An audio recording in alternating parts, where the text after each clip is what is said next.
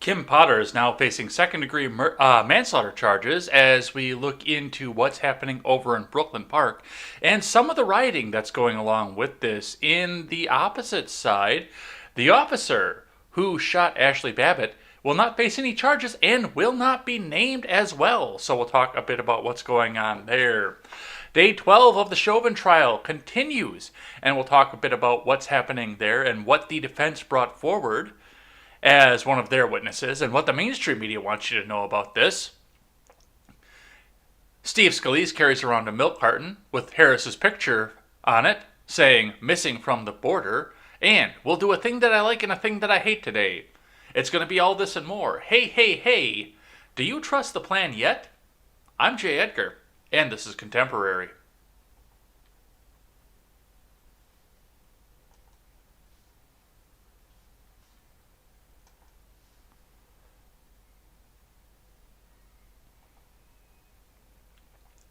Good morning, everybody. Welcome to Contemporary. My name is Jay Edgar, and we have, as usual, a bunch of stuff to get to today because they're stoking the race war. They definitely want it. That's everything that I can see off of this is the fact that they want that race war. They definitely want you to see everybody go back and go to battle with one another, and it's getting to be insanity at this point here, and we're going to talk about all this and more. Plus, I didn't even mention at the top of the show, but we also have an official bill coming up out of the House to, wait for it, you know that bonehead move that Joe Biden said that he wasn't in favor of? Yep, we're going to pack the Supreme Court, or at least we've got the bill coming forward from it as well. Good luck in the filibuster, but hey, you've got some great ad campaigns. It's going to be all this and more over on Contemporary. Before we get started, 2 more days, guys, 2 more days, and I can finally rest. I just sat down last night with Brian Nichols, but in 2 more days, we are having the 24-hour charity stream for suicide prevention. I'm not going to lie to you guys. I'm actually more excited than anything else for this to be over at this point because I have poured my heart and soul into this from the moment that I first came out and said, you know what? I think I want to go for 24 hours on April 17th. No, not even before that. From the time I said, I want to go for 24 hours for suicide prevention. It's just been a nonstop. And my initial plan, we were actually going to have this a couple weeks ago at the first week of April, but it didn't seem like Elaine could have joined us for that week. So that was going on here, but we landed on the 17th, and it's almost here. The day after tomorrow, at this time in the morning, I will probably be just finishing up, getting ready to talk to Brady Leonard at this time. So, yeah, there's a bunch of it. But looking forward to that. Everybody from Freedom Scoop is going to be participating, and we are going to be looking at, well, not everybody from Freedom Scoop is going to be participating. I do have to take that back. Freckles and Britt both had previous commitments that weekend. However, everyone else is going to be there, so make sure you head on over there, check out the new website, freedomscoop.com, and check out all my friends. The Generational Gap, The Breakdown with Birkenhoff, The Daily Ignoramus, The R-Rated Conservative, and, as mentioned, The Freckles and Britt Show. It's going to be an intense day. I'm looking forward to this. I just sat down with Brian Nichols last night. We pre-recorded our interview. I'm actually going to be sitting down with Fritz from Fritzcast tonight as well to pre-record ours because both of them also have previous commitments for that day. Brian will be officiating a wedding pretty much about the time that we're looking at his face on air.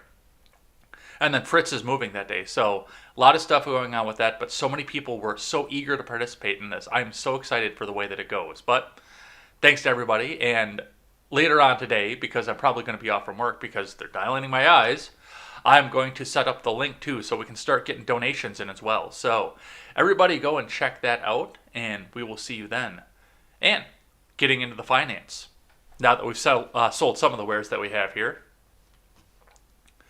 Looking at the Dow to start out with. On the Dow closed at 33,730.89. It is up just slightly after it climbed up significantly throughout the day and then fell once again.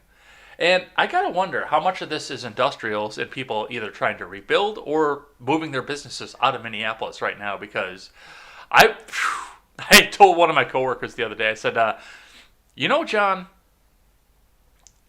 I think it might be time for us to go and make a real estate venture in Minneapolis. Give the Flames a little bit of time to cool down, and give everything else a little bit of time to move out of there.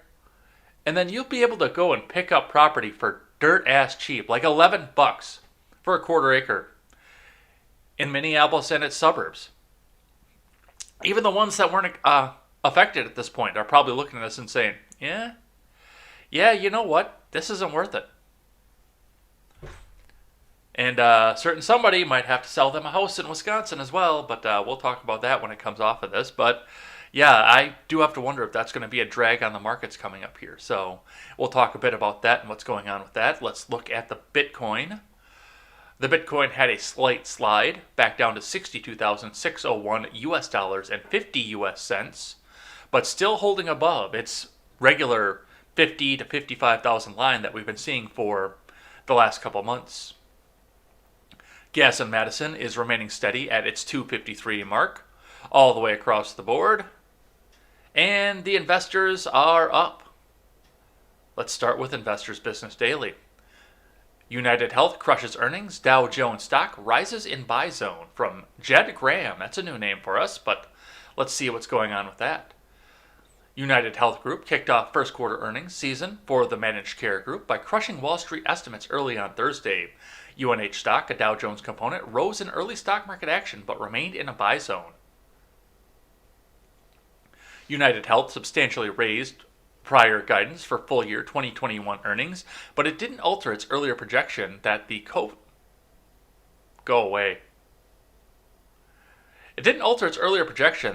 related expenses and deferred care could cut $1.80 per share from EPS this year. The company saw profit windfall in last year's second quarter when earnings nearly doubled as the coronavirus lockdown led Americans to forego non-emergency medical care. United Health said medical costs as a percentage of premiums remained in check, with its medical care ratio dipping to 80.9% from 81% a year ago. The unique combined capabilities of Optum and United Healthcare and the unwavering commitment of our people to continue to help advocacy on the way care is delivered, improving results for those we serve and shareholders, United Health CEO Andrew Whitty said in a statement. Analysts expected United Health earnings of $4.41 a share, up 18.6% versus a year earlier. Revenue was seen rising 7% to $68.98 billion, according to Zacks Investment Research. On the results, United Health adjusted earnings per share jumped 42.7% to $5.31. Revenue climbed 9% to $70.2 billion, led by 11% growth in revenue for the Optum Health Services division to $36.4 billion. So, usually we'll look at the broad market here, but this is actually one to sit back and focus on. It's just a little niche market, something where you could possibly look into, talk with your financial advisor, and de-escalation tactics. Figure out which one of my tabs is auto-playing. Placing barriers between.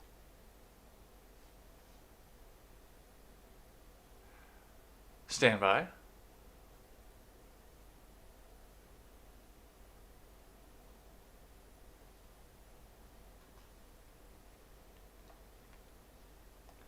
I don't know what's playing right now. Hang on.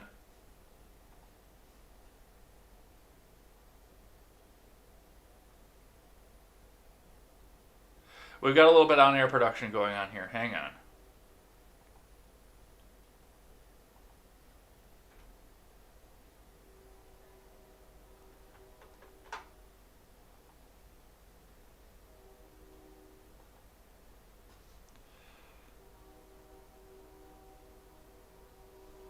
All right, we got rid of that. Sorry about that. That scared the hell out of me. Something that was actually in my video tab from the Red Net show just started playing on me. All right, let's get back to what we had going on there. No, just talking about this for a second and just seeing what the niche markets are and places, instead of just saying, well, go into the Dow, go into the S&P, or go into the NASDAQ. Look at United Health, because people are starting to go back and get some of these stuff checked out. I'm actually going over to get my eyes checked. I was planning on doing it last year. But the commie fucking coup happened, and I decided I didn't want to go be packed into a doctor's office with medical experts that were on edge at the time. And I actually wanted to wait until the end of the scamdemic that's going on here. But you know what? Honestly, I can't see across my bedroom to the TV anymore. So it's time. I can't put it off anymore as much as I try to. I can't do it anymore. And people are starting to look at this as well with the vaccinations, with people not being afraid to go outside. Then yeah, United Health could be a possible smart buy. Something to definitely look into, but we'll see that as we go along the markets. Let's see what CNBC has to say, and that is going to be just a touch broader. The Dow is set to jump by 150 points at the open amid better than expected earnings from Yun Lee and Thomas Frank. Futures contracts tied to the major U.S. stock indices rose on Thursday after better than expected earnings results. Contracts tied to the Dow pointed to a 150-point gain at the open. S&P 500 futures added 0.5%. NASDAQ 100 futures gained 0.6%. Shares of Citigroup climbed more than 2% after the bank posted results that beat analyst estimates for the first quarter profits with strong investment banking revenue and bigger than expected release of loan loss reserves.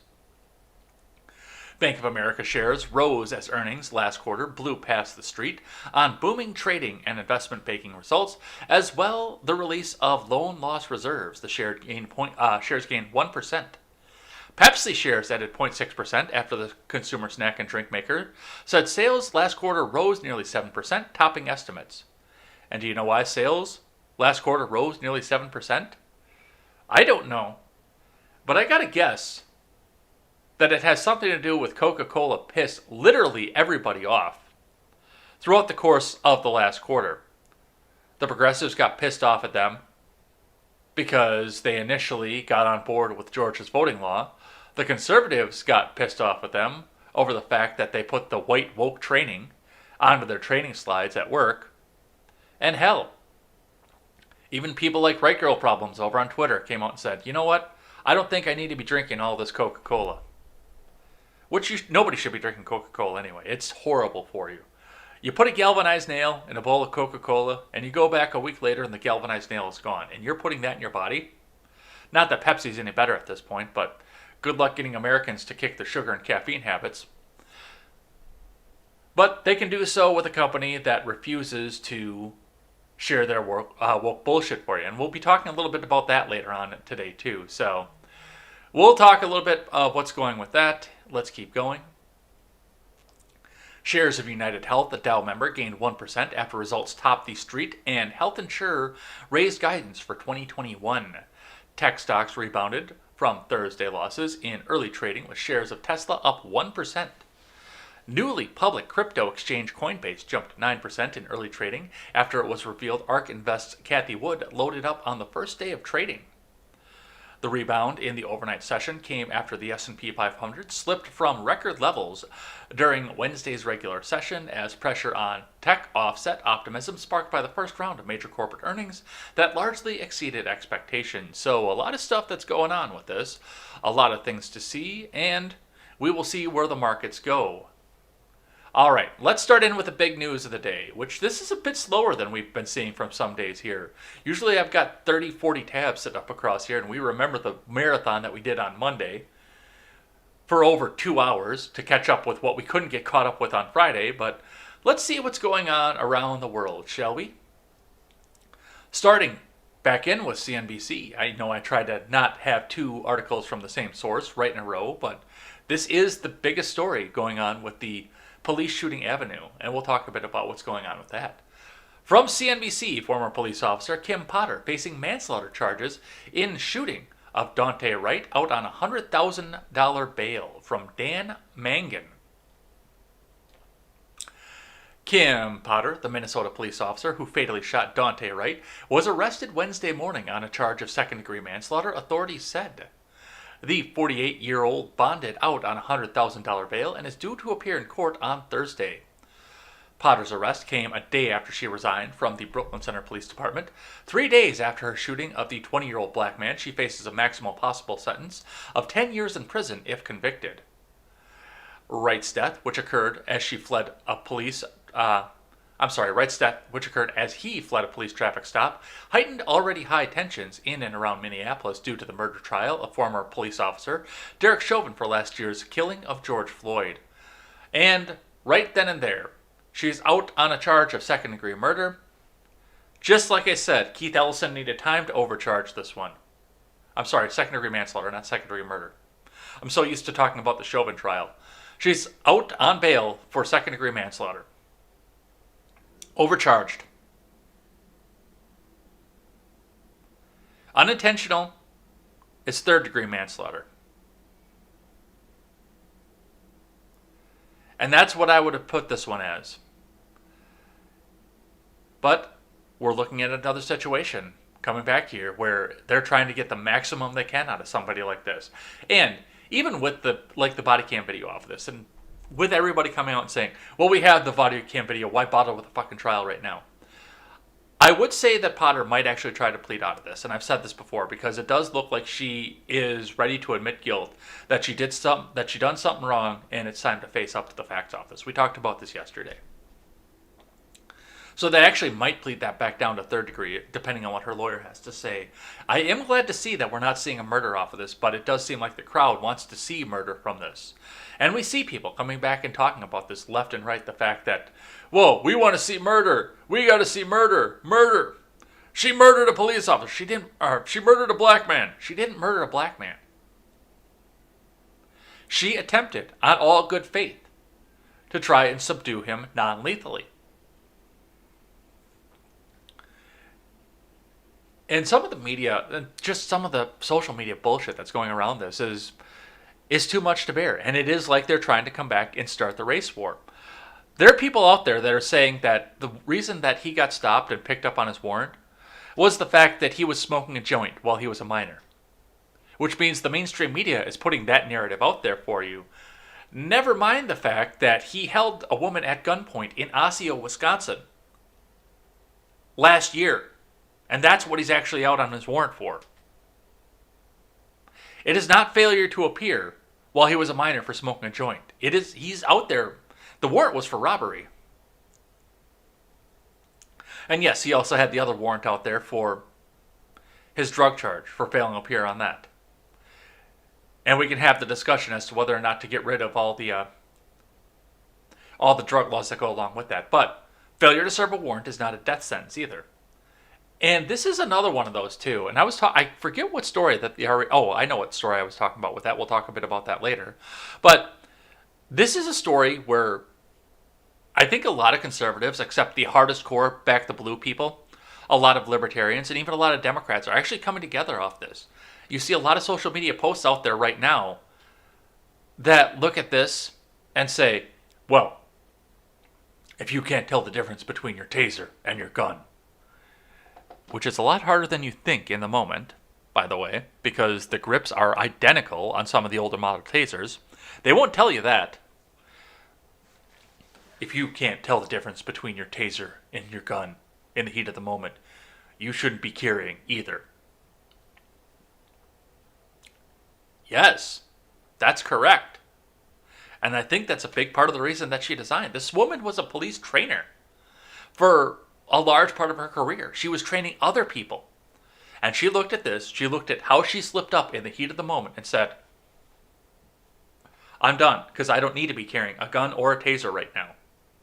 I should not be doing this because I made a mistake that cost somebody his life when he could be sitting in jail, waiting on a court sentence, or waiting on a court decision, and alive. I made the mistake. Now give me justice for the mistake that I made. And a lot of people are coming together on this. Like I said, you're going to have your big-time back the bluers. My friend Sewell, who bless his heart, he's probably one of my best friends, but he and I disagree on this completely. I think that he looks at this and says that she was probably justified in what she did. She wasn't. And she knows that she wasn't, because she wasn't trying to kill the guy. If she was trying to kill the guy, she wouldn't have been yelling, taser, taser, taser, taser. I legitimately believe that she thought that she was at least attempting to tase the person and subdue rather than kill.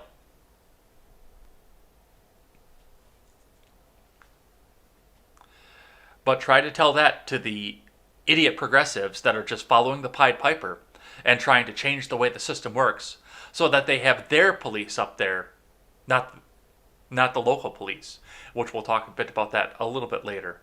We know the details of what happened here and how we got from point A to point B, but yes, she is being charged with second-degree manslaughter at this point.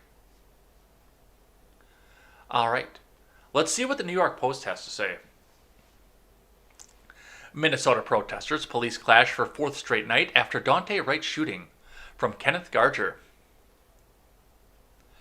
Tempers flared on Wednesday during a fourth straight night of protests outside a Minnesota police station in response to the cop killing of Daunte Wright. Police declared an unlawful assembly and ordered hundreds of demonstrators to disperse from the Brooklyn Center precinct ahead of the city's 10 p.m. curfew, according to footage posted to Twitter by journalist Max Nestorak.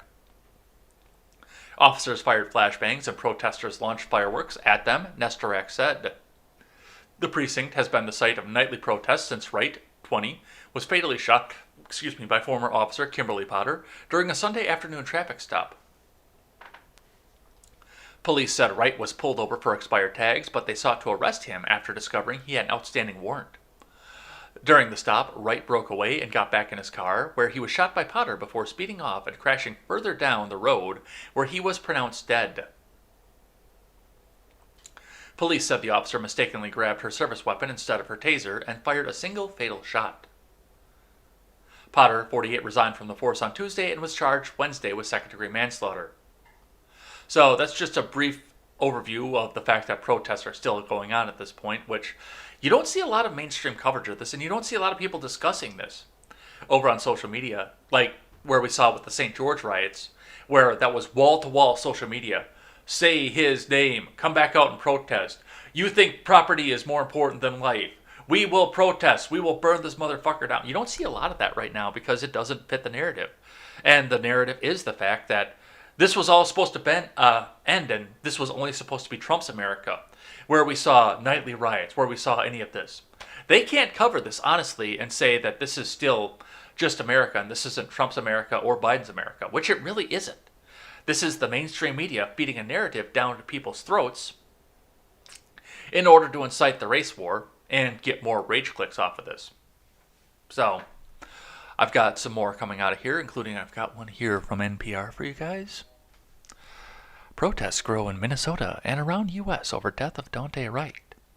This is from Becky Sullivan. Remember, NPR needs your money, so make sure that you make that big donation to NPR because your taxpayer funding is not enough to fund them, and they are indeed supported and funded in part by viewers like you, but also by your taxpayers, and they need to spread their progressive message. National Progressive Radio. We will get communist in this country.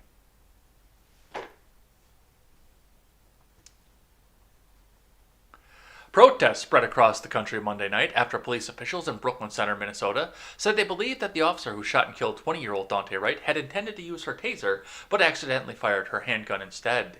Even as the cold drizzle fell in Minnesota, hundreds turned out for a memorial protest at the police department in Brooklyn Center, a few miles away from the scene of Wright's death, despite a 7 p.m. curfew that had been called across much of the Twin Cities area. Demonstrators were met with lines of police officers in riot gear and nightsticks. Police declared an unlawful assembly at nightfall, eventually turning to flashbang grenades, tear gas, and foam rounds to clear the crowd. NPR News also reported damage and looting at a strip mall across the street from the police station. About 40 people were arrested, authorities said, many of whom were cited with misdemeanor curfew violations. The clashes in Minnesota and beyond on Monday night evoked a nationwide wave of demonstrations last summer after the death of George Floyd, hallowed be his name, at the hands of Minneapolis police, the demons that work for the state, but not the demons that work for the state that the progressives like. Those protests lasted weeks, even months in some places. Meanwhile, the murder trial of former officer Derek Chauvin, who faces 3 felony charges after kneeling on Floyd's neck for more than 9 minutes, is happening less than 10 miles away.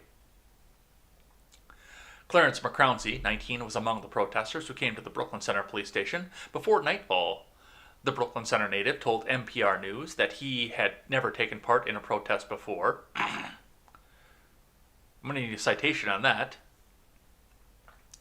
But was called to participate this time because he knew right as a child.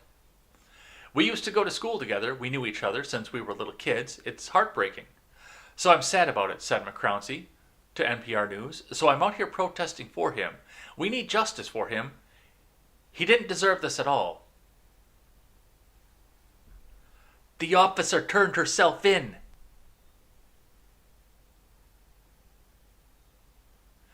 She resigned. She said, I did wrong. Prosecute me. What other justice do you want?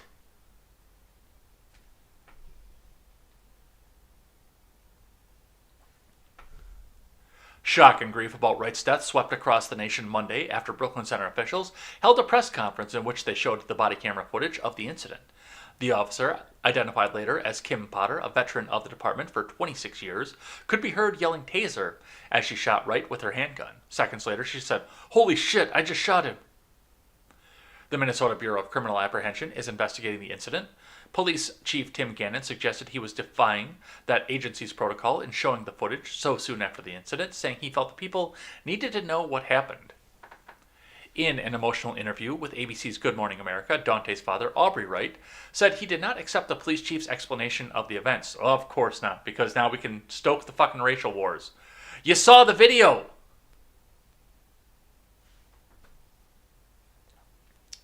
I lost my son. He's never coming back. I can't accept that. A mistake? He said. This officer's been on the force for 26 years. I can't accept that. Okay. Aubrey Wright. Well, give me your alternate explanation. But of course, Benjamin Crump is here to give us his alternate explanation instead. It's not about training, it's about implicit bias, said Benjamin Crump, the lawyer representing the Wright family, in the same ABC interview. It's about giving the same respect and consideration to people of color that we give to white American citizens. Full fucking stop. And we talked about this yesterday rather, and my interactions with the police. And I don't know if you know this or not, but I'm not black. And yet I have had one of the hardest relationships with local police that they have. Now, I've never had a warrant out, so they've never had a reason to take me in the middle of a traffic stop. But left and right, every day, suspended license plate due to emissions failure, suspended license. 3 times a week it happened once.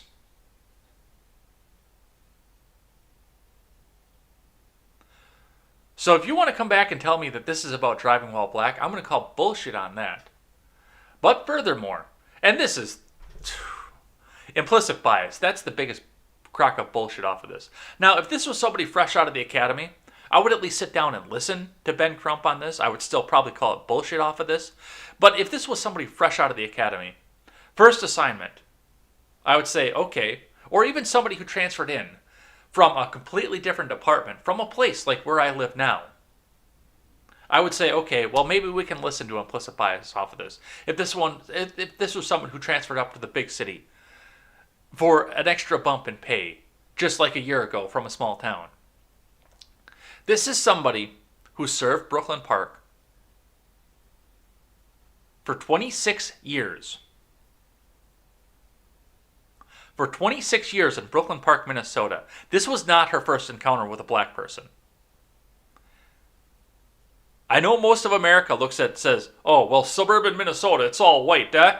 This isn't quite suburban Minnesota. This is pretty close to city center right now. This is not this woman's first interaction with somebody who doesn't look like her. This was not. In 26 years. So yes, Aubrey Wright, if you have another explanation for what this is, and Ben Crump is trying to come back here and feed us a bullshit lie because it's going to make him a whole bunch of fucking money, where he's going to go out and buy that next house, just like the founder of BLM, then okay, Aubrey Wright, let's hear about it. Let's hear it. Absolutely. But this is a case that's already overcharged. And now they want to go for murder too. Wow. Let's stoke the race wars just a little bit more. All right, let's talk about what's going on the ground right now. 79 people arrested following third night of protest over Daunte Wright's killing. From WCCO4 TV staff out of CBS, Minnesota. By the end of Tuesday night, officials from Operation Safety Net said 79 people were arrested. As for the third night in a row, protesters clashed with police in Brooklyn Center over the fatal police shooting of Daunte Wright. 2 people who attended the protest on Tuesday night returned Wednesday morning looking for a cell phone, which got lost in the shuffle overnight. They had driven from Rochester to protest, which is a little bit of a haul, by the way. I'm tired of this. We've been doing this since the 50s, and I'm tired of this. It's too much. It's time for them to hear us. We've heard them long enough, said one man. We're not going to keep getting stepped on no more. You know, when the police came and approached us, we was with another black man, right? You know, when they walked straight past me, they went up to these 2, said the woman who was with him. The protest officially ended at 7 p.m., but some people stayed, which is when tensions grew, which is fairly normal for the protests. You actually have a peaceful march and protest during the day, and once the sun goes down and Antifa comes back out, and people start throwing bricks and burning stuff and going in and looting the stores, that's when the real fun begins. Around 9 p.m., a group tried to knock down a fence. Some threw bottles, bricks, cans at officers. Officers then ordered protests to leave ahead of the curfew, kicking in at 10 p.m. We encourage you to be peaceful and exercise your First Amendment right. It is not acceptable, and it will not be tolerated if you choose to come and do criminal activity and destroy property and throw objects and make it unsafe, said Colonel Matt Langer with Minnesota State Patrol. There is no official word from cities about a curfew for Wednesday night. There is another rally scheduled outside the police station at 5 p.m. So this is an older article. This is from a couple days ago. This is update at 5:30 a.m. on Wednesday. Law enforcement began arresting people for unlawful assembly after nightfall when tensions rose and some people attempted to knock down a fence outside the Brooklyn Center Police Department. Between 9 p.m. and 10:30 p.m. Tuesday, officers arrested dozens of people who were booked at the Hennepin County Jail. The city's curfew went into effect at 10 p.m. and will be lifted at 6 a.m. Wednesday morning. For the third night in a row, people gathered outside the Brooklyn Center Police Department Tuesday to protest the killing of 20-year-old Daunte Wright. The officer who fatally shot Wright during a traffic stop Sunday afternoon, Kim Potter, resigned from the department on Tuesday, as did Police Chief Gannon. So a lot of this is review, once again, of some of the stuff that we see, or have been seeing here. Let's look at some of what's going on here. Here's State Patrol telling a group to disperse for unlawful assembly and are continuing to flash bangs.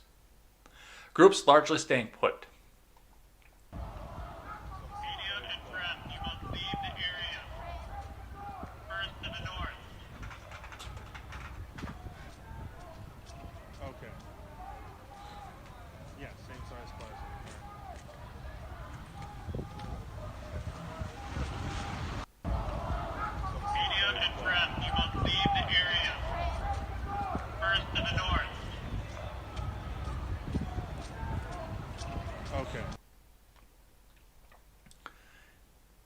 Let's see, here's another one for you guys. Every time State Patrol tells protesters in Brooklyn Center to leave, people sitting in their cars on the periphery lay on their horns.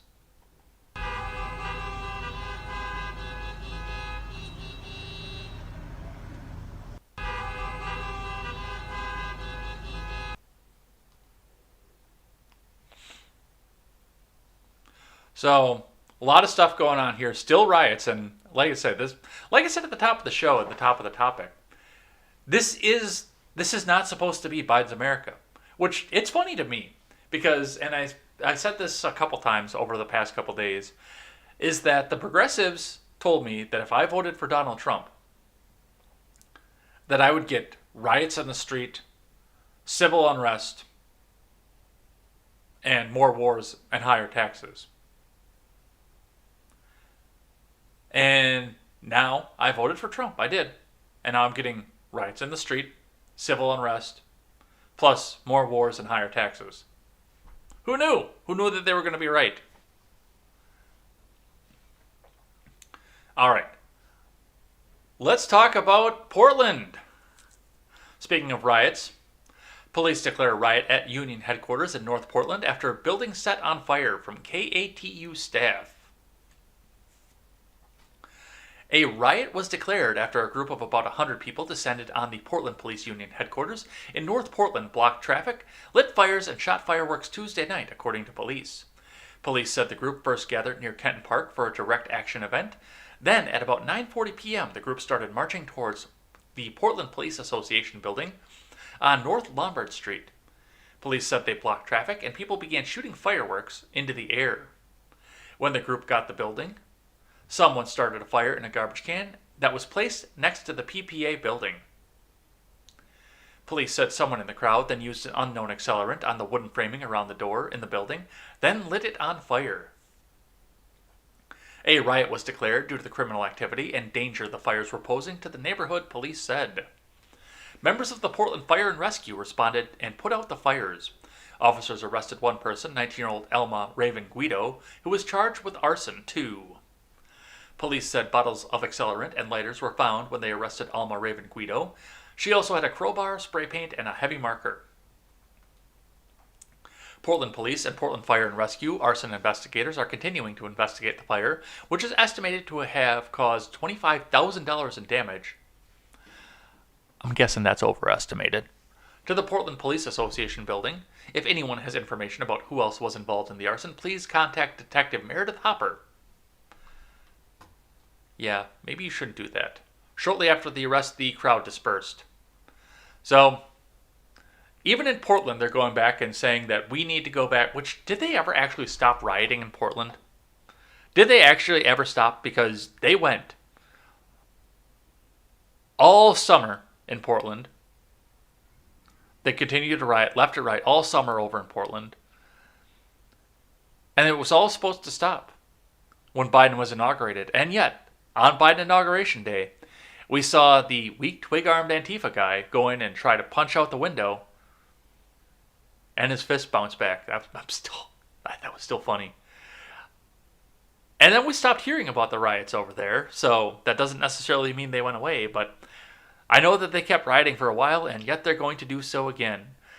And Portland is another one of those where I'm a little surprised that people actually still live there, knowing full well that for at least 6 months, it was just riots straight all the way through.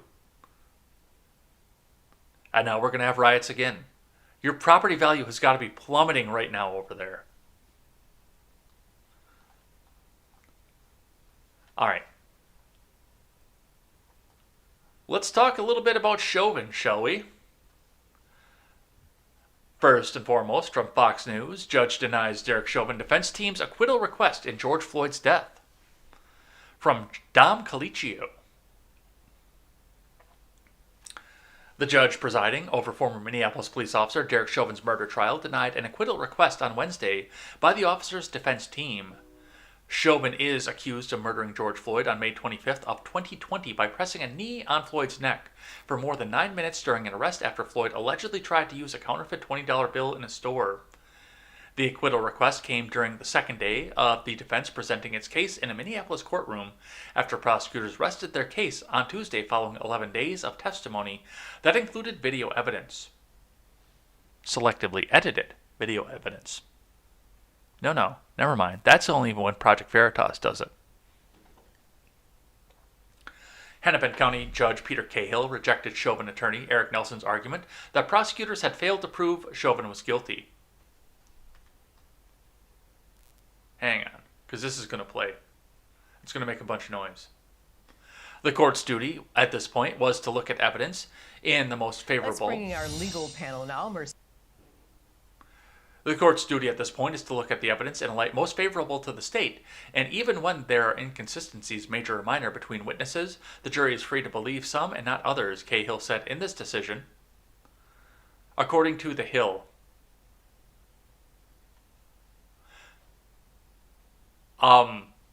That's a terrifying statement.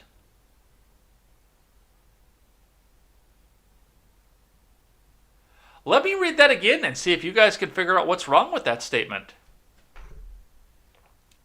The court's duty at this point is to look at the evidence in a light most favorable to the state, and even where there are inconsistencies, major or minor, between witnesses, the jury is free to believe some and not the others. Cahill said in his decision, according to The Hill.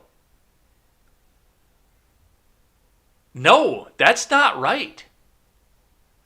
The court's duty is not to look at this point, is not to look at the evidence in a light most favorable to the state. No, the court's duty is to be impartial. Cahill needs to be removed from this case immediately. Because no, that's not right. The prosecution attorney, that's his job, is to try and present evidence in a light most favorable to the state. But no, the court is supposed to be impartial. No.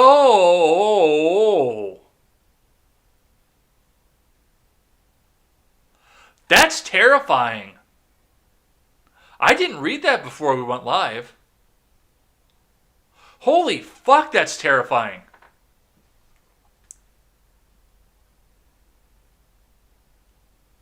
Oof. That's like telling Chauvin he's getting the fucking chair right there. Oh my god.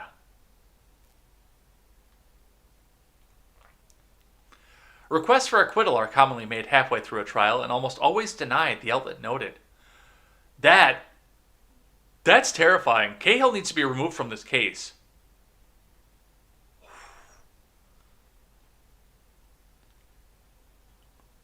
During their portion of the trial, prosecutors called forth numerous medical experts who testified that Floyd, 46, died from a lack of oxygen, resulting from the placement of Chauvin's knee on the back and neck for a period of time. On Wednesday, the defense team countered that Floyd's heart disease contributed to his death, with witnesses David Fowler, a former Maryland medical examiner, suggesting that Floyd's drug use and exposure to exhaust from a nearby police vehicle may also have been factors, The Hill reported. If convicted of second-degree murder, Chauvin could face up to 40 years in prison, authorities said. And that is still a steep, steep ask to get convicted of murder. But that statement right there is terrifying.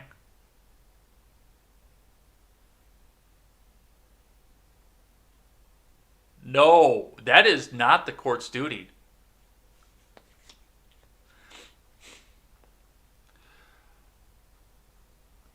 So, after that, let's see what Posobiec has to say about this. Posobiec tweets out, which he's been live tweeting the shit out of this thing. And we have got a lot of stuff we've had a lot of stuff from Posobiec. A medical expert outlines how George Floyd experienced a cardiac arrhythmia during police restraint, testifies fentanyl and meth contributed to it as well as carbon monoxide from car exhaust. Let's have a listen. So in my opinion, Mr. Floyd had a sudden cardiac arrhythmia due to his atherosclerotic and hypertensive heart disease, or you can write that down multiple different ways. During his restraint and subdual by the police, or restraint by the police. And then his significant contributory conditions would be, since I've already put the heart disease in part 1, he would have the toxicology, the fentanyl and methamphetamine. There is exposure to a vehicle exhaust, so potentially carbon monoxide poisoning, or at least an effect from increased carbon monoxide in his bloodstream, and paraganglionoma, or the other natural disease process that he has. So all of those combined to cause Mr. Floyd's death. Which, I mean, that right there is actually devastating to the defense because, looking at the positioning, the examiner there, actually, I can't believe they called this guy as a witness. The examiner there is pretty well saying that, maybe not the actual choking out of Floyd was what caused the death off of this, but the fact that they were holding him down near the exhaust. And persecution cross on that was actually good on that. Now, we're still sitting at the point here, and there is no way that two of these charges stand. There is no way in hell that two of these charges stand. The third one is 50-50, and a lot of that is going to come back with what is official cause of death. But there is reasonable doubt to pull the third one too. And it's not the job of the court to prove innocence. It's not anybody's job to prove innocence. You go into court presumed innocent. Which is why that statement on the last article is so terrifying. You are innocent until you are proven guilty. It is on the state to prove your guilt. And if they can't prove your guilt, then you walk. It is not on anybody to prove your innocence. You're already innocent. That's why that's why they're not pleas of innocence.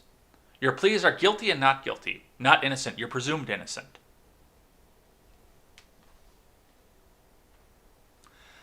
All right, let's see what CNN has to say about this one. Former medical examiner says George Floyd died due to his heart disease, not Derek Chauvin. From Eric Levinson and Aaron Cooper. Maryland's former chief medical examiner testified for Derek Chauvin's defense on Wednesday that George Floyd died due to his underlying heart disease, not the police restraint.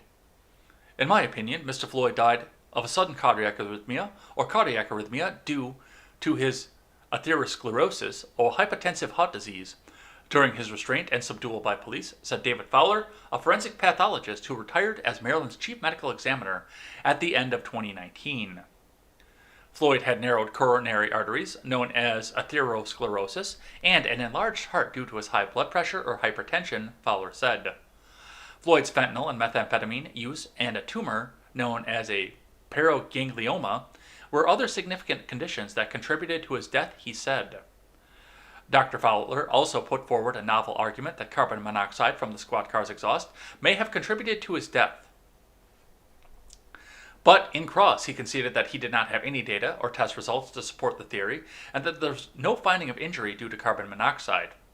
Which, by both the ME's reports, that's actually true, so I don't even know why the hell he brought it up, other than to be a terrible defense witness.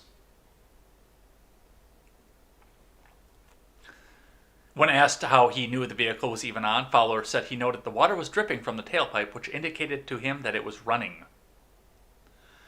Dr. David Fowler theorized that carbon monoxide from the squad car may have contributed to George Floyd's death. Fowler says he ruled out asphyxia in Floyd's death.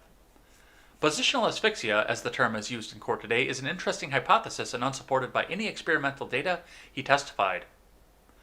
In all, Dr. Fowler said Floyd's death should have been classified as undetermined rather than homicide because there were so many competing causes. Which, I could see that. I actually could. Statistically, that should have been indeterminate because we don't know, especially with two competing ME's reports, whether it was overdose or whether it was asphyxia, because there are two out there that say two different things, and it does come down to what's admissible.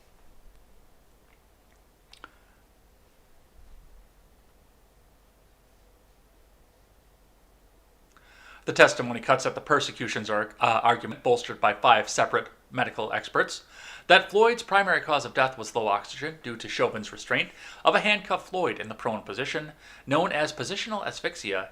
To get a guilty verdict, prosecutors have to prove that Chauvin's actions were a substantial causal factor in Floyd's death. Dr. Fowler's analysis took up the entirety of Wednesday's testimony. A day earlier, 6 witnesses testified that for the defense, including a use of force expert that said Chauvin's actions were justified. Several other witness testimonies focused on Floyd's drug use, particularly during a prior arrest in May 2019, which only for statistics should that have been admissible. And I have always been of the staunch belief that the only admissible history that should be brought forward in a court should be what's going on with the immediate case. And I know a lot of people, especially my more right-leaning friends, were ready to come out and say that Floyd deserved what he got because he held a woman at gunpoint to her pregnant belly like 3 years ago. Yes, George Floyd is a scumbag. But, and this is if Chauvin winds up being guilty, that doesn't mean that he deserved to die. Because, especially given the fact that he did time for that, he's already paid his debt to society for that particular crime. Yes, he's still a scumbag, but he's paid his debt to society on that. The only factors that are in play at this one were what happened with him and Cup Foods, and the leaked video that nobody's mysteriously seen yet, where he was begging to be put on the ground and not be put into the squad car. The one that got leaked to the not the Daily Wire, the Daily Mail last year. What was that? That was August that got leaked? So the trial continues. We'll see more of what's going on with this. Once again, I see enough reasonable doubt here that any juror, except one that's probably being threatened by the people in Minneapolis, any juror would come out and say, I can't prove this one beyond a reasonable doubt. The prosecution has not done its duty to prove this beyond a reasonable doubt. And once again, you are innocent until you are proven guilty. You are presumed innocent. That is the way that our legal system works. All right, let's keep going. I got another one here from NPR, National Progressive Radio, spreading more communist ideas throughout the world to make sure that you get your communism and they get all of their free money from the government. And make sure that you give them more of your support so they can spread more socialism, progressivism, and communism throughout the world. National Progressive Radio, we want your money. Officer cleared in the shooting death of Ashley Babbitt during the Capitol riot. This one comes to us from Dustin Jones.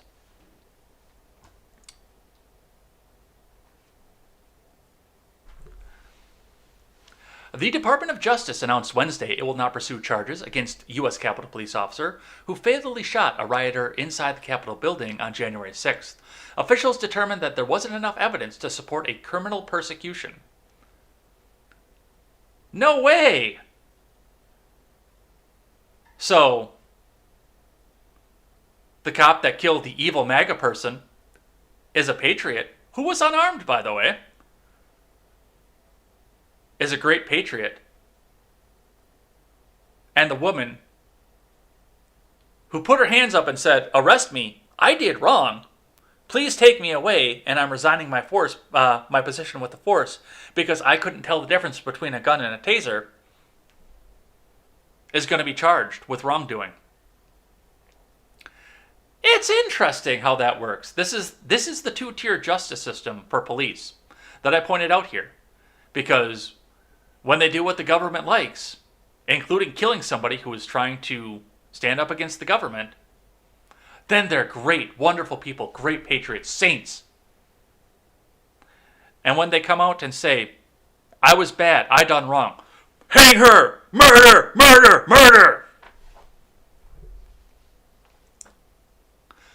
Following the shooting, an investigation was launched by the U.S. Attorney's Office for the District of Columbia's Public Corruption and Civil Rights Section and the Civil Rights Division with the Metropolitan Police Department's Internal Affairs Division.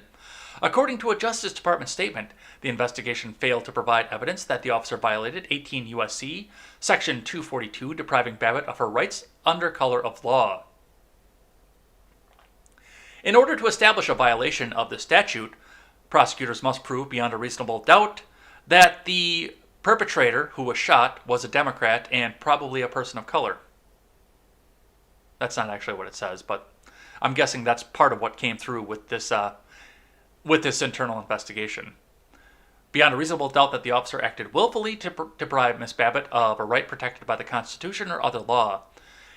Here, the Fourth Amendment right to not be subjected to an unreasonable seizure. The DOJ statement read, prosecutors would have to prove not only that the officer used force that was constitutionally unreasonable, but that the officer did so willfully, which the Supreme Court has interpreted to mean that the officer acted with bad purpose to disregard the law. Okay, now take that back and apply that to Chauvin. The U.S. Attorney's Office and the U.S. Department of Justice offer their condolences to the Babbitt family before closing the investigation.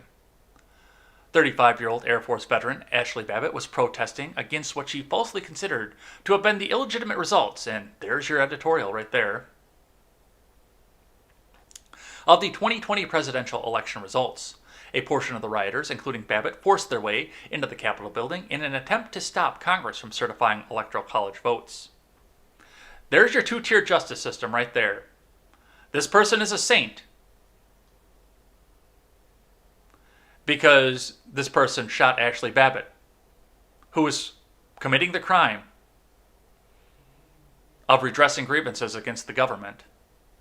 And there were other crimes along with that too, but that was the big one that came off of this. And Derek Chauvin is a cold-blooded killer who put on his blue jacket in the morning and said, that George Floyd, I'm going to kill him today. I'm going to kill him today. Because George Floyd used a counterfeit $20 bill at the store, and Floyd died on the ground. And Dante Wright tried to get in his car and run away with an innocent bystander sitting in the passenger seat. And a woman tried to subdue him, grabbed the wrong weapon, and then instantly turned herself in. There's your justice system right there, folks. All right, I got one from ABC News for you guys. Maryland State Trooper fatally shoots 16-year-old after responding to reports of an armed man. From Rosa Sanchez. Maryland State Police are investigating a trooper-involved shooting in Leonardtown that ended in the death of a 16-year-old. Just before 1:30 p.m. local time Tuesday, police received 2 separate 911 calls about a man acting suspicious while holding what looked like a gun, police said in a statement Tuesday night. A uniformed Maryland State Trooper then arrived at the scene and confronted a male teenager who has now been identified as Peyton Ham. Wow, that's unusual. They don't usually release the names of a minor. The teen was armed with what looked like a gun and a knife, police said. The Maryland State Police Leonardtown Barrack shared the news of the shooting on Facebook Tuesday afternoon, saying a trooper had responded to a report of a possibly armed man. According to the police statement, the witness told investigators that they saw Ham take a shooting stance and point his gun at the trooper, at which point the trooper fired at Ham, wounding him. A second witness allegedly told investigators that after the trooper fired the first time, they saw Ham pull out a knife and try to get up. The trooper then ordered Ham to drop the knife before he fired again, the statement reads. The trooper, who was assigned to the Leonardtown Barrack, has been a Maryland State Trooper for nearly 3 years, reported the shooting and called for EMS, police said. Ham was transported to MedStar St. Mary's Hospital, where he was pronounced dead, the statement reads. An autopsy will be conducted soon. After the incident, a knife was recovered at the scene. Ham's gun was later determined to be an airsoft gun, which is a close representation of an actual handgun, police said. The Maryland State Police Homicide Unit is now conducting a criminal investigation, as is the Maryland State Police Internal Affairs Division, both of which are regular procedures in all trooper-involved shootings, according to the statement. Investigators are continuing to interview witnesses. Well, say his name, people. Let's start rioting in Maryland over this here. A police officer shot what would be considered by most to be an unarmed teenager. You know, he had a knife, like Jacob Blake. And he didn't have a real gun. Where are the riots? Where are the protests for this one? But no, we've barely heard about this one. I didn't even hear about this. This happened 2 days ago. I didn't hear about this until this morning. And yes, this state trooper should be relieved of his duty at this point too, as should most agents of the state. All right, I got one more update on policing, and then we'll move into some other stuff here. This is from military.com, and this goes back to, and I actually wanted to touch on this one specifically because of something that the already conservative said the other day that I actually agreed with him on as well. But Senator Duckworth calls for the DOJ probe of brazenly violent police treatment of a black Army officer.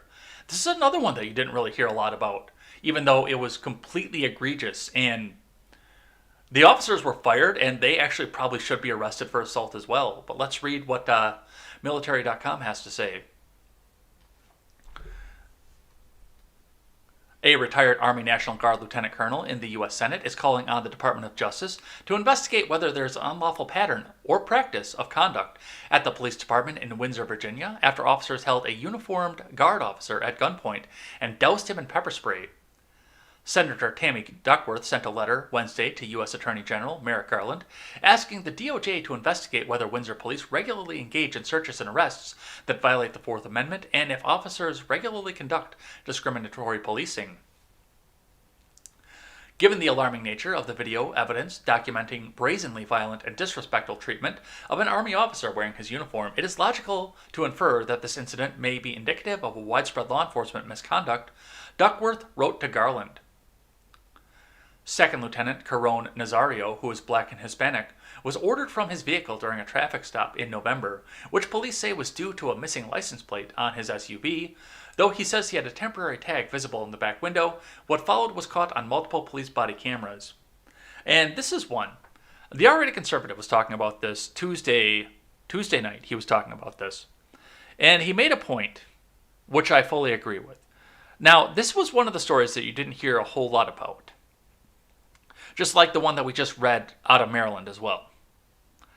You didn't hear a lot about this. We're hearing about it now because he's actually going back and suing the police, and it really was an assault of police on black crime, in spite of the fact that this isn't the kind of sexy crime that Ben Crump wants to get involved with, because the guy complied.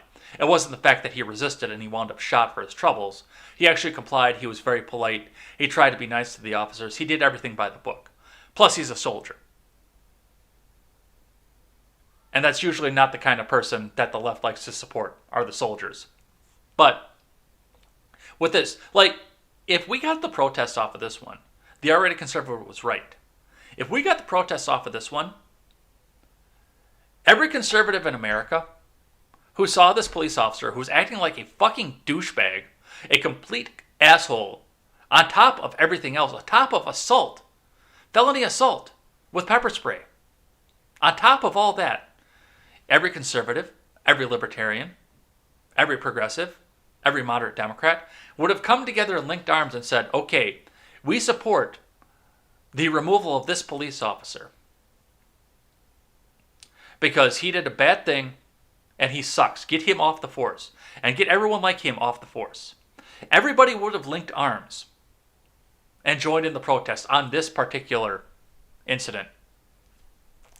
And that's just like I said with Kim Potter. I will come back and say that the hardest of hard thin blue liners are coming in and saying that Potter did nothing wrong. She did nothing wrong. Well, she did. I will come right out and say that Potter did wrong, and she knows it. Kimberly Potter turned herself in.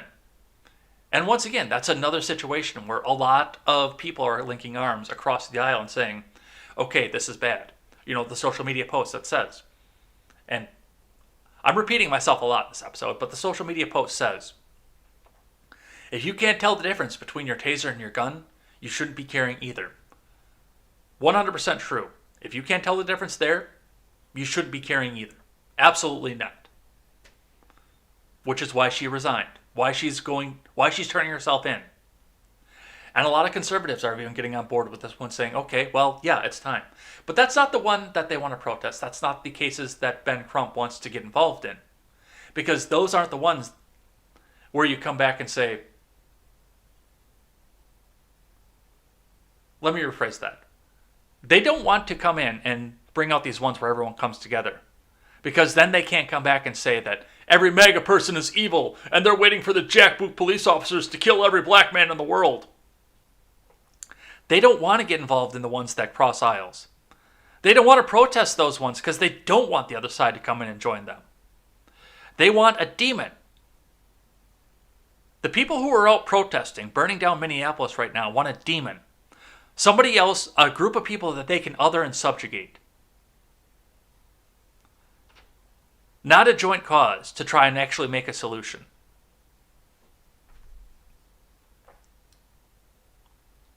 So that's what we have going on with that.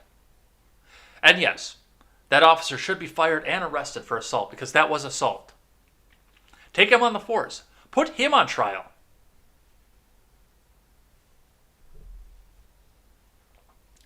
All right, let's go talk about some other stuff here.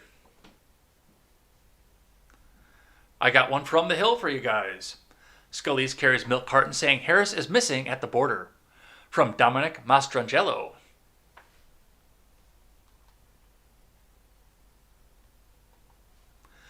Representative Steve Scalise on Wednesday brought to the Capitol a milk carton with Vice President Harris's picture and the words, "Missing at the border," a dig at what Republicans say is the Biden admin's lack of urgency about the surge in migration.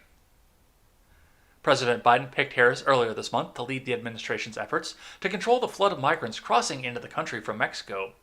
Administration officials later clarified her focus would be the Northern Triangle countries of Guatemala, El Salvador, and Honduras, from which the majority of the migrants are coming.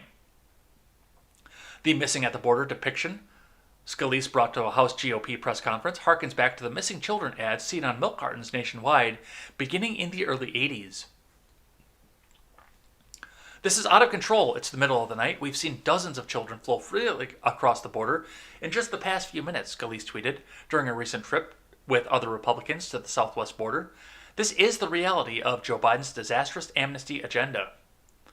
It's not amnesty. If you guys think that this is amnesty, you are dead wrong. Joe Biden, for all the progressivism that people are trying to attribute to him right now, is your basic crony corporate neoliberal. He is your basic crony corporate Democrat. They're not going to give amnesty to these people because they want a slave class. They want people to come over here who are too afraid to go to ICE or Border Patrol or even a union or the law to say, "ASA, my employer is mistreating me." So they can be paid sub-minimum wage levels and worked 70 to 80 hours a week. And if they don't work those 70 to 80 hours a week, then Mr. Big Businessman out there on the factory line comes out and says, "Oh, hey, you don't want to work your 80 hours a week? Well, I'll just call Border Patrol and I'll get another one of you guys." They're not going to give amnesty to these people. And that is, A, that's a progressive talking point to try and get people to vote for Democrats. And B, that is a Republican horror story to come out and try to convince Republicans that Democrats are evil. Well, they're just going to import all these voters in here. No, they're not. They're not going to import voters. They don't want these people to have rights. They want the people to come in here and have to pay sales tax and have no rights. Amnesty. That's funny. All right, let's see what Scalise had to say about this, though. As we're here at the McAllen facility, you just saw a large number of kids just come running across the border. Here they are right here, just came into the country illegally, ran across, just got apprehended by Border Patrol agents. And it's going on all around us. We've been seeing this. We've only been here less than an hour, and we've already seen multiple encounters of people coming across. And now they're over getting processed. Probably over 100 people right here just in the last hour that are waiting now to go off to a processing facility, and they're coming into America because Joe Biden has created this magnet where he said the border's open, and look at what's happening. This is out of control. As we're here at the McAllen. During a roundtable discussion on Wednesday, Harris said that she would soon travel to Central America as part of her efforts to combat the root cause of the mass migration, which we'll talk about that in just a second. But yeah, I mean, these people are they're coming across because, I say that they're looking for a slave class, but he came out and he got on the campaign trail and says, "Hey man, the border's open, man. Just come on over here and do your thing, man." And yes, they will get pushed into the situation now where they are illegal immigrants. They have no rights. You'll generate sales tax revenue left and right, but, that's all that they're going to get. And when they step out of line, the big business buddy of Joe Biden, who just put another bunch of money into Joe Biden's campaign re-election fund, or a kickback to Joe Biden's son, will come back and say, "Oh, well, you complained? You're deported." All right, let's see what Fox News has to say about this one. Harris to travel to Guatemala, Mexico amid criticism over border crisis. From Adam Shaw. Vice President Kamala Harris on Wednesday said that she will travel to Guatemala and Mexico as part of her role in tackling the root causes of the swirling migration crisis at the southern border, as she faces intense criticism for her alleged lack of action on the crisis. The president has asked Secretary Alejandro Mayorkas to address what's going on at the border and has been working hard on that and showing some progress because of his hard work, she said at a Northern Triangle Security Roundtable. I have been asked to lead the issue dealing with the root causes in the Northern Triangle, similar to what the then Vice President did many years ago, she said. But I'll tell you, these are issues that aren't going to be addressed overnight. On plans for travel, Harris said, "We have plans in the works to go to Guatemala as soon as possible. Later saying that she would be stopping also in Mexico. But not Costa Rica and Central America, surprisingly enough. The Biden admin has been struggling to handle a historic surge in migrations to the border, one that critics have said is fueled by the administration's liberal immigration policies. The administration refused to describe it as a crisis, calling it a challenge instead, and has blamed the prior administration. Images of child migrants packed into facilities in South Texas, combined with numbers showing record numbers of migrant apprehensions this year, is increasing pressure on the administration to act. So far, it has built a number of extra facilities and has also come to an agreement with countries south of the border for them to increase troop presences at the borders. Boy, that sounds an awful lot like the Remain in Mexico policy, but hey, who am I to judge on this one? But just looking at this, and I mean, they're talking about cash payments to the Northern Triangle countries. They're talking about sending Kamala Harris to go down and negotiate with these people to what the cash payments could be and what they could need to keep people from going off of this, to corrupted governments that are starving out their citizens and causing them to come north for a better life. If you send money to a corrupted government, how much of that money do you think is going to go to the people?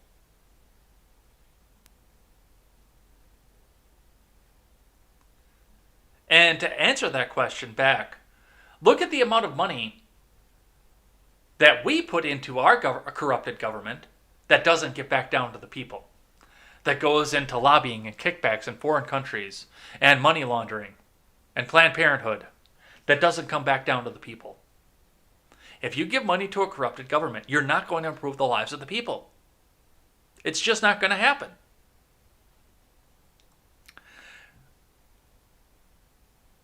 But that's their plan, to send money to Guatemala and Costa Rica to say, please stop the people coming up here. What's to stop them from looking at this saying, hey, look, we got $1 trillion, and then just go out and start on a shooting spree? Hey, that'll keep the people from going up to the border. This is completely out of control at this point. The Biden administration has failed miserably. And it's only April of the first year. They have failed on this one. Take the L, adjust your policies, and move on.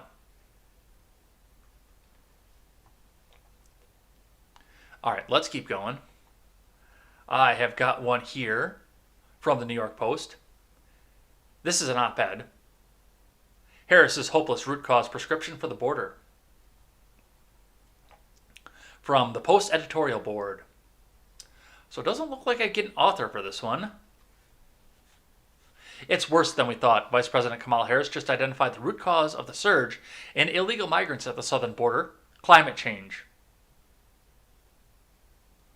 There's a need for economic development and a need for resilience around extreme climate because severe climate experiences have been dampening agriculture in the Northern Triangle nations where most of the border crossers come from, she said. You know, and not the corrupted government that's taking in half of what the people produce. Not to mention, or no mention, rather, of the corrupted governments that prevent economic progress and are sure to pocket the bulk of any foreign aid meant to develop these economies or make their farms more resilient. Yeah, this is what I just said on this last article. So this op-ed writer is says the exact same thing I did. I promise it wasn't me, but yeah, that's what's going to happen off of this. You give a corrupted government money, and they pocket the money. All right. From the Hill. No one pledges to not accept illegal immigrants. Call me when you're an American. From Joseph Choi. South Dakota Governor Kristi Noem on Wednesday pledged that her state won't be taking any illegal immigrants as the Biden admin grapples with a large influx of unaccompanied minors at the U.S.-Mexico border. South Dakota won't be taking any illegal immigrants that the Biden administration wants to relocate. My message to illegal immigrants: call me when you're an American, Noem tweeted. Noem's tweets come 2 days after fellow Republican governors Henry McMaster of South Carolina and Pete Ricketts of Nebraska made similar calls, with McMaster issuing an executive order that seeks to prevent the federal government from placing unaccompanied migrant children in South Carolina. Sending unaccompanied migrant children from the border to states like South Carolina only makes the problem worse, McMaster wrote on Twitter. The federal government is struggling to find enough space for the influx of unaccompanied minors, recently putting up a new emergency migrant facility near an overcrowded Customs and Border Protection one. Officials in Long Beach, California recently agreed to allow the city's convention center to be used to house unaccompanied minors. That decision has sparked demonstrations by activists demanding transparency to ensure the humane treatment of the children. Good luck. Last week, it was reported that the Biden admin is currently spending around $60 million a week to take care of the unaccompanied minors arriving at the border. Republican lawmakers have heavily criticized the admin's handling of the border, claiming the reversal of former President Trump's policies is encouraging more migrants to come. It is. And this thing where the executive branch is looking at going and just putting the people willy-nilly in states where the people don't necessarily want them, I would look into this and see if there is a Third Amendment violation here. I don't know if there would be, because the Third Amendment specifically specifies soldiers.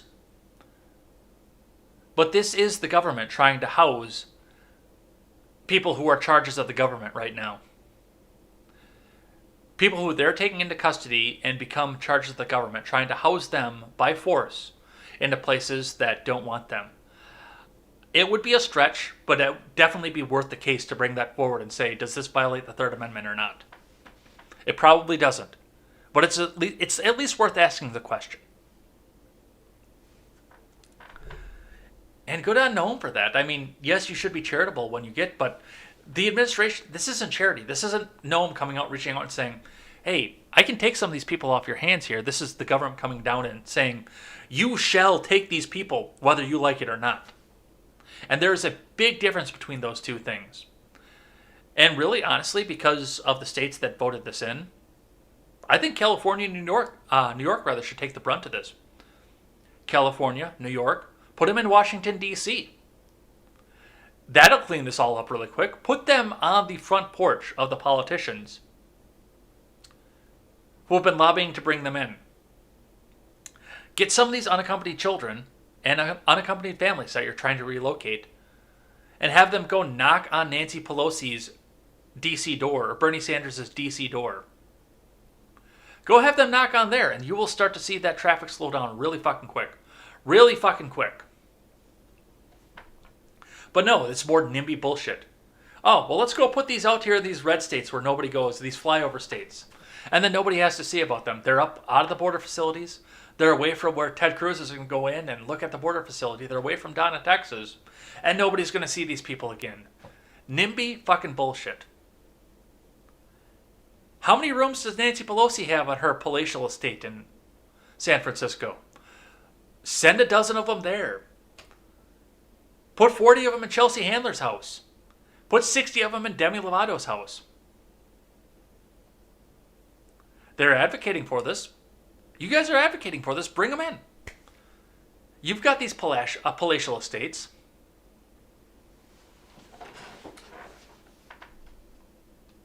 So, I guess we'll see what happens with that. All right, I got one from CBS News. No, I don't want to turn on notifications. Go away. Biden issues sweeping new sanctions against Russia. Because we haven't done enough to fuck this country? We're going to saber rattle on top of it. from Olivia Gatzis and Christina Ruffini. The Biden admin issued a wide range of sanctions against Russia on Thursday in retaliation for recent incursions, including SolarWinds' cyber espionage campaign and Moscow's interference in the 2020 presidential election. The sanctions target more than 30 Russian entities and include the expulsion of at least 10 Russian individuals from the U.S., including intelligence officials and diplomats. The admin also issued an executive order barring U.S. financial institutions from purchasing ruble-denominated bonds beginning in June of 2021, according to a White House fact sheet. The Biden admin has been clear that the U.S. desires a relationship with Russia that is stable and predictable, the White House said. We do not think that we need to continue on a negative trajectory. However, we've also been clear publicly and privately that we will defend our national interests and impose costs for Russian government actions that seek harm to us. Has there actually been proof that Russia was behind the SolarWinds thing? I know that there's absolutely no proof over election interference, but has there actually been specific proof over the SolarWinds thing? I'm genuinely curious. I don't know. I'm not trying to be a dick about that when I say that. I don't know if there's actually been proof that Russia did SolarWinds. Because I was to the understanding it was China.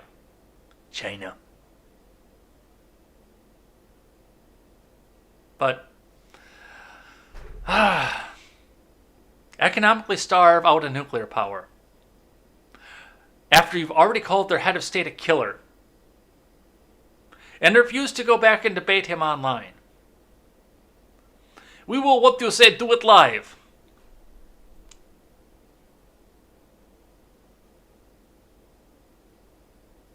You guys want to go play Fallout in real life? Because I got this feeling it's coming in the near future.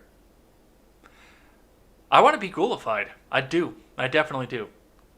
Live forever, get healed by radiation. It's coming. All right, I got another one here from The Hill.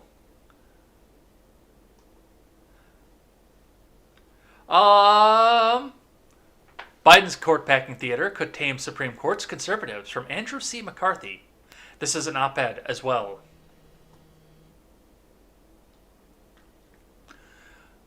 It is human nature that we tend to remember the bright side of history, especially when it's the side that supports lessons we hope to apply in the here and now. It gives us comfort in the sky not falling. So, it is with conservatives and the Biden court-packing theater, also known as the Presidential Commission on the Supreme Court. Court-packing, of course, has become a major issue in the 1930s when progressives were, as today, both ascendant and frustrated. They consolidated power thanks to President Franklin D. Roosevelt's landslide 1936 re-election, with his coattails increasing the Democrats' supermajority lock on both congressional chambers. Yet core New Deal agenda initiatives that strained against constitutional limits on central government power were blocked by a conservative-leaning Supreme Court. FDR's court-packing threat failed ostensibly. The last little word, ostensibly, is the one that we like to forget. We'd rather remember that the court packing was so palpably a threat to the High Court's integrity as a judicial institution that it was rejected with gusto. The lesson that we take away is that so unthinkable was the court packing scheme that the most popular, consequential, progressive president in American history, at the very apex of his power, was swatted down by his own party. But that's a half-truth. The other half of the story, the inconvenient history, is that court packing threat worked. Sure, Roosevelt didn't get his additional bench slots to fill, but that was not the main objective of the threat. FDR wanted his program, and he got it. And then we extended the Great Depression for 10 more years. The court-packing threat failed as only an ambitious artifice to alter the makeup of the judiciary. It succeeded in intimidating the Supreme Court into a retreat from its protection of the economic liberty against the progressive aspirations to regulate American industry. That's a lot of legalese. As debate raged over the failed court-packing proposal, the court executed its switch in time that saved 9, the notorious volte-face, in which previously untenable regulatory regimes were suddenly greenlighted under the guise of promoting the health, safety, morals, and welfare of the people, as the court put it in the West Coast Hotel Company versus Parrish in 1937. Full stop. Full fucking stop. What this writer is saying, and if you are a progressive, you should be pissed right now because Biden is lying to you again to play politics. And if you're a conservative, you should be pissed as well. And if you're a libertarian, well, you should always be pissed because the government sucks. But if you are a progressive, you should be pissed right now. Because if this is absolutely true, which honestly, given the makeup of the country, it probably is true. But if this is true, then he's lying to you again. It's not about coming in and expanding the court, as they say. It's about coming back and saying, well, come on, man. Just do what I say, man, okay? Come on, man. Or otherwise, I'll make sure that your voice is redundant in there. You know, you've achieved a crowning achievement in your career, and I'm going to make sure that it doesn't happen anymore. Come on, man. You're going to threaten the Supreme Court justices to say, do what I say, or I will fucking replace you. Not replace because they have a lifetime appointment, but I will make you redundant. That is bullshit right there. That is a horseshit argument. And the only reason I'm not saying that it's because I saw somebody else tweet out that it's time to impeach Harris and Biden right now. And the only reason I'm saying don't impeach them is because if they both get impeached and removed, which is unlikely anyway, because you're not going to get 2/3 of the Senate involved, because Nancy Pelosi is holding Chuck Schumer's puppet strings and will hold the senators in lockstep as well. But if you get both of them impeached and removed, Nancy Pelosi becomes president.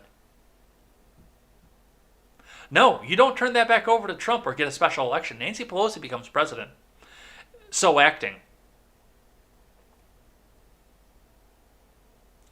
Until the next election cycle. Just remember that thought. A lot of people come back and say, though, and, you know, we thought a lot about this, too. This was one of the things that was brought up on numerous occasions under the Obama presidency, was that that we impeach Obama because he wasn't eligible to run, then we have to take Biden with him because he wasn't eligible to be on the ticket with Obama. This was back when birtherism was a big fucking thing. Well, depending on when that happened, and I look at some of this as well, depending on when all that happened, it would have either been Nancy Pelosi as the president at that point, because once you take the inaugural oath, the former guy's term is over. No, Trump doesn't come back and become president again because he was the second runner-up in the presidency. There is a line of succession that goes with that. Pelosi for president.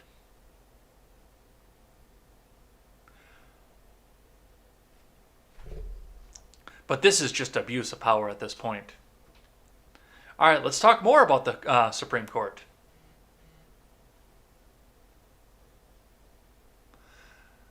From Politico, Democrats to introduce legislation to expand the Supreme Court.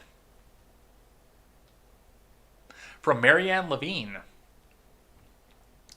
House and Senate Democrats will introduce legislation Thursday to expand the number of Supreme Court justices to 13 from 9, drawing more attention to the debate surrounding court reform.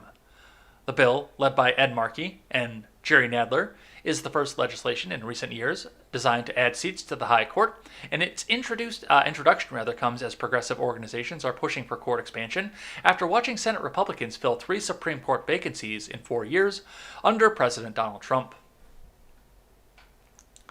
Brian Fallon, executive director of the liberal group Demand Justice, said the bill represents a new era where Democrats finally stop conceding the Supreme Court to Republicans. New era? The Supreme Court has had a liberal majority since 1962.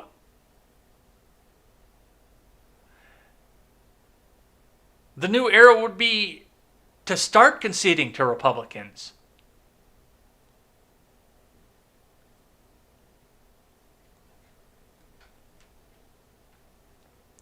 He added that the task for progressives now is to build a grassroots movement that puts the pressure on every Democrat in Congress to support this legislation because it's the only way to restore balance to the court and protect our democracy. President Joe Biden, however, has said he is not a fan of the idea, also known as court packing. Instead, the White House announced last week the creation of a bipartisan commission to study reforms to the Supreme Court and produce a report. The High Court has a 6-3 conservative majority. While advocates have been pushing for the addition of seats to the Supreme Court, the bill won't see much movement in the evenly split Senate, with all Republicans and several moderate Democrats opposed to court expansion. The legislation is all but guaranteed to prompt attacks from Republicans who, during the 2020 elections, warned that Democrats would expand the courts if they took control of Washington. Justice Breyer, who outside groups are urging to retire before the 2022 midterms, recently cautioned against court packing for fear that doing so would only undermine public confidence of the institution. The issue nevertheless served as a litmus test during the 2020 Democratic primary for progressives. Warren, then Senator Harris, and Mayor Pete suggested they were open to the idea, but others, including Biden and then Senator Bernie Sanders, did not back it. The number of seats on the High Court has fluctuated in American history, from as few as 5 to as many as 10. So the legislation's out there. It doesn't pass the filibuster, thankfully, but it does give them an opportunity to make campaign ads about this to say, oh, come on, man, we need to have that 60 vote majority proof, or we need to get enough Democrats in the Senate to overcome Sinema and Manchin because we got to pack this court. We can't let Kavanaugh be Kavanaugh, man. We can't let it happen because he was appointed by someone who's both evil and orange and evil. And the same thing with Barrett and Gorsuch. We can't let them come back out and be the ones to decide anything because they were appointed by someone who's both evil and orange and evil.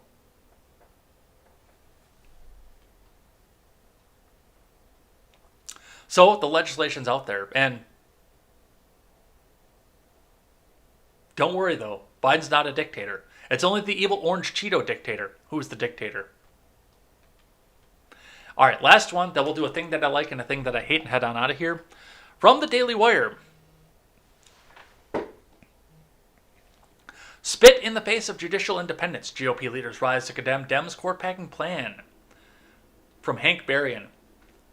After news broke Wednesday that the House and Senate were reportedly preparing to introduce legislation to pack the Supreme Court with 4 new justices, GOP leaders immediately rose to condemn the idea. Mike Lee, constitutional scholar and author of Our Lost Constitution, The Willful Subversion of America's Founding Document, stated, "Packing the court is an act of arrogant lawlessness. Those behind the effort spit in the face of judicial independence." Senator Tom Cotton of Arkansas recently succinctly tweeted, "Packing the Supreme Court would destroy the Supreme Court. Democrats will do anything for power." Mark Meadows, former representative from North Carolina and chair of the Freedom Caucus, who also served as former President Trump's chief of staff between 2020 and 2021, stated, "The moderate left is gone. This is who they are now: open borders, outlawing voter ID, free health care for illegal immigrants, and now court packing. This should be soundly rejected."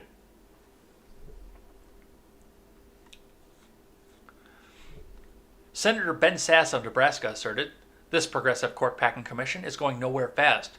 President Biden knows that he doesn't even have the votes in his own party to pack the court. He knows that court-packing is a non-starter with the American people, and he knows that this commission's report is just going to be a taxpayer-funded doorstopper. What the president doesn't have is the courage to come out and flatly tell the radical left that he's not going to pack the Supreme Court." So that's some of the swing back that goes on this. This is in 1983. Senator Biden calls FDR's attempt to pack the Supreme Court a bonehead idea. Let's listen to this, and then I'm going to weigh in on this. President Roosevelt clearly had the right to send to the United States Senate and the United States Congress a proposal to pack the court. It was totally within his right to do that. He violated no law. He was legalistically absolutely correct, but it was a bonehead idea.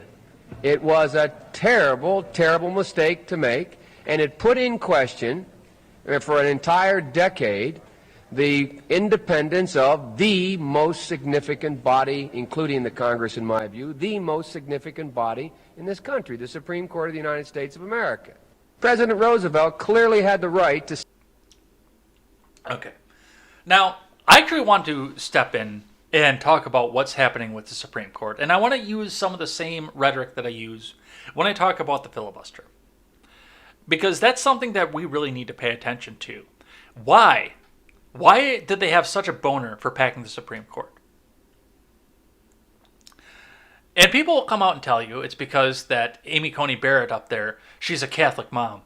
That she's a conservative. She's an evil conservative. And she's a Catholic mom with 7 kids. She's going to sign the pen. And she's going to say, no more abortion for anybody. Shackle yourself to the stove, women. Take off your shoes. Put on your red robe and your white bonnet. That's what they're going to tell you in the news media, in the mainstream media, and even the missing link media, your BuzzFeeds, your Vices, your HuffPos, your places like that. That's what they're going to tell you is why they want to practice the Supreme Court, to prevent that from happening. But that's not how any of this works. You see. Even if the case comes up to them, and that's the first thing you have to remember, is the case has to get up to them, and they have to decide to hear it. Which so far, we've had an abortion case get up there, and they've said, we're not going to hear it. And even a voting case from the 2020 election from Pennsylvania. And this evil conservative majority court that was doing Trump's bidding said, this isn't our jurisdiction. This is a states' rights issue. We're not going to fucking hear this case. So that's something to keep in mind with that, with what the mainstream media is trying to tell you is going to happen with the Supreme Court. Now, what's actually happening with the Supreme Court, it's the same thing with the filibuster. The progressive left, and I'm not saying Democrats whole hog, because if Biden was still in his control of his mental faculties, he would look at the progressive agenda and say, come on, man, fuck that, all right? This is too far, man. The American people deserve some sort of justice coming out. And I actually distinctly believe that Biden would do that if he was still in control of his mental faculties, which he is not. He's being pulled by a radical progressive White House staff that says that we need to get this progressive agenda through. And when I say with the filibuster, if your ideas were so good, you would be able to get them past the 60 vote threshold. You would be able to get 10 Republicans on board if your ideas were really that good. The fact that you need to jam them through with Kamala Harris as a tiebreaker tells me that your ideas and the bills that you're going to try and pass fucking suck. And I've read some of the proposals that you're doing, and they fucking suck. But furthermore, this isn't about the cases that might come to the Supreme Court. Yes, I understand the fact that Arkansas put the transgender issue up there so that it can get sued up to the Supreme Court. I understand that. And that's a bridge that we're going to have to cross when we get there. It absolutely is. Given the makeup and the constitutionality of the Supreme Court, because Gorsuch, Kavanaugh, and Barrett are all constitutionalists, I would actually anticipate that they would look at the transgender issue and kick it back down to a lower court if it got appealed back up to them. I think a lot of the shit that they're trying to push through to upper courts is going to get kicked back down to a lower court. To be completely honest, if you want me to give my completely honest opinion about this. But the Supreme Court also weighs in on the constitutionality of laws that come through Congress. And a lot of the stuff that the progressive agenda is trying to push through is blatantly unconstitutional. But if you can get that radicalized court in a 7-6 majority to come back in and say, oh, no, that's constitutional. Don't worry about that. It's another one of those things where it's pass constitutional laws and you won't have to worry about this shit. But the fact that they're trying to push this court into their favor tells me that they've got a slate of unconstitutional laws that they need to suddenly be constitutional. But for the most part, with the Senate filibuster, this is all just campaign ads. Hey, give us those extra couple senators because we need to overcome Manchin and Sinema. Come on. Come on. You know you want to do it. And it's here. It's happening. All right. we're going to head on out of here for the day. Before we do that, I'm going to do a thing that I like and a thing that I hate. And we're going to go. But if you are lurking right now, get one message, at least one message into the chat so I know that you chatted, because tomorrow is the day that we read and thank everybody who chatted in the live chat. Man, I'm starting to talk like Biden here. I'm stuttering everywhere, man. It's just a childhood stutter. But I do have the list of people who have chatted in the live chat, which I will have to pull a couple of them back off of the Restream application. But I thank everybody on Friday who chats in the live chat, and I do read live chat on Friday as well. So get those last minute messages in right now. Looks like we have some new people in here as well. So thank you guys for coming and hanging out. But let's do a thing that I like and a thing that I hate. Thing that I like. Tweeted out from ATF New York.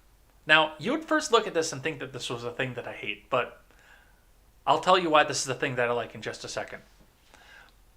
From ATF New York, the ATF store is now open. The official site for ATF merchandise and apparel. And there's the store. We could go there. A portion of all sales support the blind and visually impaired.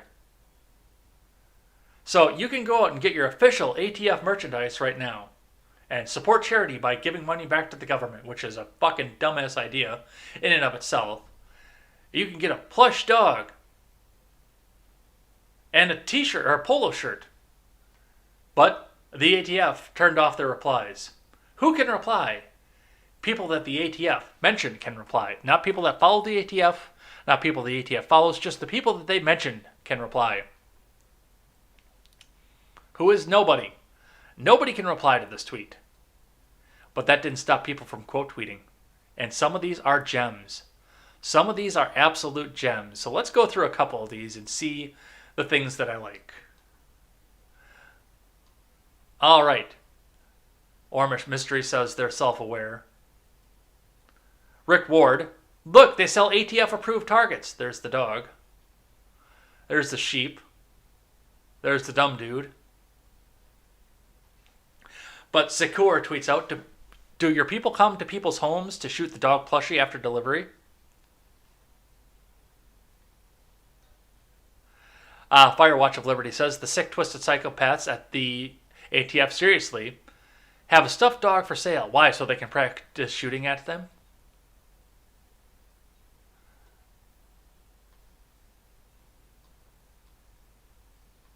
Psycho Guppy says ATF New York is selling stuffed dogs to replace the ones that they shoot. And just this complete lack of self-awareness by the ATF. And good job on people for memeing these people out of fucking existence. There's a reason that the ATF turned their comments off on this. And I love to see people meme the government into their own shame. Because these people do need to be shamed. Absolutely do. So good on the people for coming out and making sure that these people get told what kind of shameful people that they actually are. Alright, now we'll do a thing that I hate. Circling back all the way up to the top of the show, we are going to talk about the Brooklyn Center shooting once again, because Ben & Jerry's decided that they were going to get involved with this. Now, I have told you time and time again that my main factor for when I do or do not choose to support a business is whether or not they get on their soapbox and tell me what it is that they believe. I don't care what your political beliefs are if I want to spend money with you. I don't. I never have, and I never will.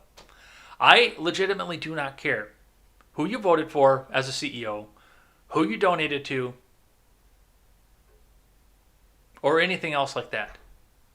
Just don't tell me about it, because I don't want to hear your reasoning why. I refuse to shop at Walmart because they're on their soapbox saying that in support of the victims of school shootings, we will no longer sell assault rifle ammo. 5.56 or 2.23, whichever measurement you want to use. Burger King. Our lemongrass commercial is the best one in the world. Target. We are going to support only black businesses and black small businesses with our store's funds. And now Ben & Jerry's. Because Ben & Jerry's condemns fatal police shooting of Daunte Wright. This is from The Hill from Cameron Jenkins. Ice cream company Ben & Jerry's on Monday spoke out against the fatal shooting of 20-year-old Daunte Wright, who was shot and killed by a police officer during a traffic stop. The company argued in a message posted to Twitter that the criminal justice system can't be reformed, while asserting that the police shooting was rooted in white supremacy. The tweet in question: the murder of #Daunte Wright is rooted in white supremacy and results from the intentional criminalization of black and brown communities. They say from 98.6% white Vermont. By the way, the system can't be reformed. It must be dismantled and a real system of public safety rebuilt from the ground up.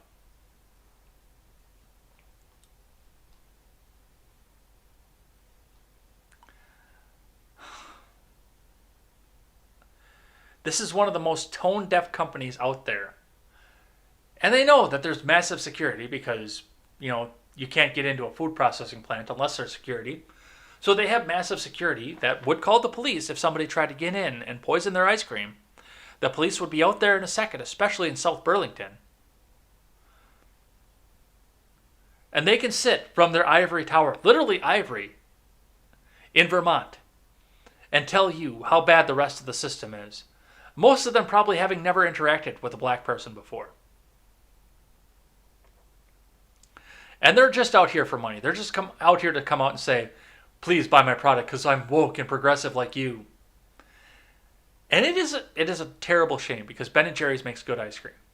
They actually do. I will definitely advocate for the quality of their product. I just cannot, in good conscience, give them my money. I can't do it. Because they get up on their soapbox and they tell me what their political ideology is. Most companies I buy from have a different political ideology than me. I will come back right out and say that. Because my political ideology is leave me the fuck alone. And neither progressive or Republican, or in some cases even libertarian, espouse that. That's my political ideology. Most companies out there aren't like that. Especially when it comes from the government. But if you boycott everybody who is politically, ideologically different from you, you will starve to death. I try to explain that to progressives all the time. If you boycott everybody who's donated to a politician you don't like, you'll starve to death. I promise you. But I at least avoid the ones that are out about it. That are boisterous about it. So, and I've actually not eaten Ben & Jerry's for a very long time. But the fact that they continue to do bullshit like this, I'm out. I'm not doing it no more. All right, and that's going to be it for the day. Do I have outro music? I don't have outro music. Why the hell don't I have outro music? It's not on my taskbar. Well, we'll switch up the scene and we'll see if we can get that going. But we got to head out of here because I got to go over and get my eyes checked. And maybe have a day off work. I don't know if I'll have a day off work, but maybe I will. I need one, that's for sure. Whoops, wrong scene. All right, let's get this set up, and I think it's time for us to go. So, I want to take some time and thank everybody who came by and chatted in the live chat today. I know it's been another slow day, and we've even had some people from the other side who just want to come back out and tear me down because they're not arguing in any sort of good faith off of this, but they're welcome here too. Make the argument. I kind of wish some of these people would have argued with them, but, some of you guys, it's been a kind of a quiet day. However, we're going to head up on out of here, and we'll be back here tomorrow with more Contemporary, where we will read and thank the names of everybody, even the people who were opposed to me. Even them. We're going to thank them for chatting in the live chat as well and increasing the conversation. So it's going to be all that and more tomorrow. Come back and join me for more Contemporary, or make sure that you mark your calendars to come hanging out for 24 hours for the charity live stream. It's going to be a lot of fun, and I just got done interviewing Brian Nichols, so that interview will be premiered on the live stream as well. So it's going to be great. I'm so looking forward to this. I'm looking forward to it being done, but I'm also looking forward to doing it and turning over whatever kind of money we get to the American Foundation for Suicide Prevention. Looking forward to it. Looking forward to seeing you guys there. Until then, I'm Jay Edgar, and this is Contemporary.